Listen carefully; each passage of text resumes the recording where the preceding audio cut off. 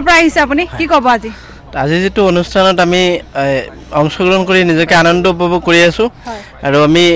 3 বছৰ হল আসাম টকলৈ জড়িত আছো প্ৰথমতে শিল্পগ্ৰাম হল তাৰ পিছত মংগলদৈ হৈছে যাব পৰা নাই বৰ দুখ লাগিছিল কিন্তু এইবাৰ তৃতীয় নম্বৰ বাৰ যেটো শিল্পগ্ৰামত প্ৰগ্ৰাম মই আহি বহুত ভাল লাগিছে আৰু আসাম টকে যেনেকৈ ঘাট প্ৰতিঘাত প্ৰত্যাখ্যানৰ সন্মুখীন হৈ আজি আগবঢ়াই গৈ আছে সকলোকে লগত লৈ মই কামনা কৰিছো যে আৰু আগবঢ়াই যাব অসমৰ এটা শীৰ্ষ চেনেল হৈ আগন্তুক দিনত গঢ়খাই উঠিব মই আসাম টকৰ সকলো